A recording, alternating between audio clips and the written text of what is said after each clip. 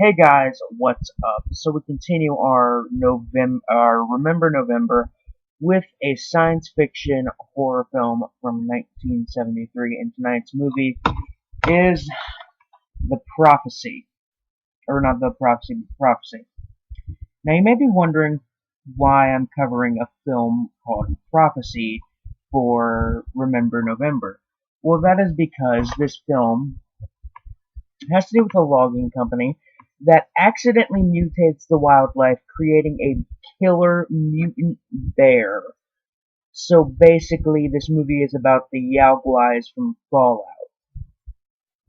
That is why this movie is fucking memorable. So our film opens with the Paramount logo and credits, with a black screen and the sound of a really loud breeze. And then it's guys like looking around in the woods, and we hear a dog like heavily breathing. As soon as the credits end, we get you know, these guys running around with their dogs and mining helmets, and the dog almost dies when it runs off the cliff, and then something attacks it, and the leash breaks.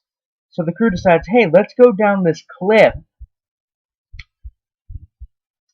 After doing so, we hear them screaming, and then the last guy goes down and sees their corpses, and he dies as well. And then we get a beautiful sunrise with bloodied miners' helmets and corpses.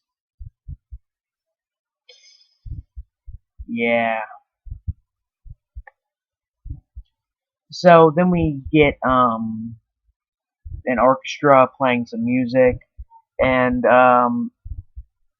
we meet Maggie, one of our main characters, who is pregnant, and she plays the cello, and she's thinking about having an abortion, and her husband doesn't know that she's pregnant. So, oh god damn. So then we see like a big group of Native American protesters kind of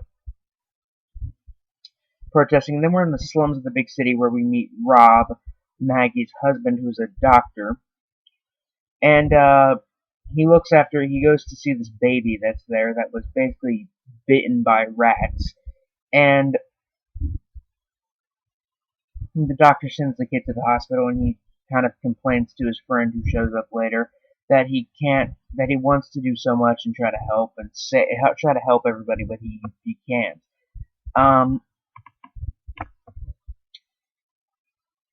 so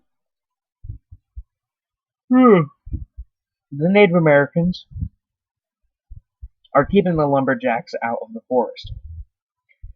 The lumberjacks of this logging company out of the forest. And the doctor's like, oh yeah, me and my wife, I guess we could head down there for a couple weeks and try to help this dispute. Um, so they fly down there. They fly to Maine, where the town is, and as soon as they arrive, there's a family that's arriving that is going camp. Excuse me, that's going camping. So yeah. And then it's kind of mentioned that, and then it's mentioned, then the guys who died in the beginning of the film are kind of mentioned, and the mutant bear thing is kind of mentioned, and apparently it's kind of part, not like part like genetically, but it's like part mutant and part Native American, like prophecy and legend. Um, that's kind of cool. So the couple is taken around a town, and then they get to the cabin, or then they finally get to where they go into their cabin in the woods where they're staying. And please, oh god, no, not Cabin in the Woods. That movie was bad. The natives make a blockade in the road, and this starts a fight between a guy with a chainsaw and a guy with an axe. And needless to say, that fight doesn't last very long. And and Rob and Maggie show up at the grade A creepy cabin, and that's kind of where I stopped. The Prophecy is a really unique, yet at the same time unoriginal film. Basically, the film is a pro-environmental protection kind of film. Similar to something like The Toxic Avenger or Class of Nukem High, how those films like to badmouth radioactive power. Well, this one badmouths the lumber industry, and it does a pretty decent job of it. The acting's pretty good. I mean, it's pretty okay, along with the writing and lighting and camera work, although the sound mix could have been a bit better. The effects, much like many films I've reviewed, the effects are really where this one shines. I'd probably compare this film to another, like, mutant 70s horror film that's rated PG.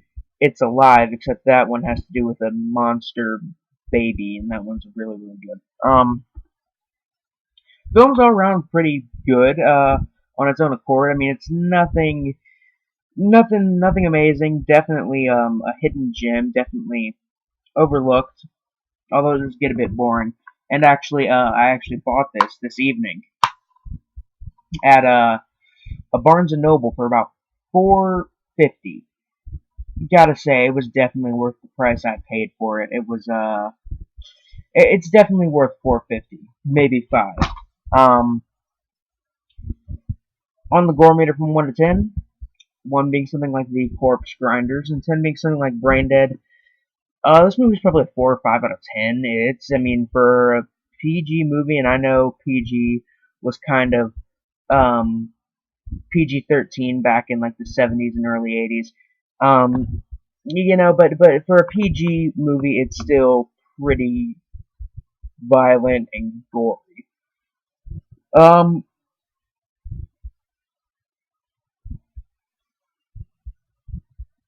I'd really have to put it up there with like It's Alive, because I think that's the only film that The Prophecy can really compare to. 3.5 or maybe even 4 out of 5 stars. I haven't really come up with an exact number yet, but I mean, I really liked it. I'd definitely suggest it. Anyway, guys, I'm Biscuit Boo 69, signing off. Peace.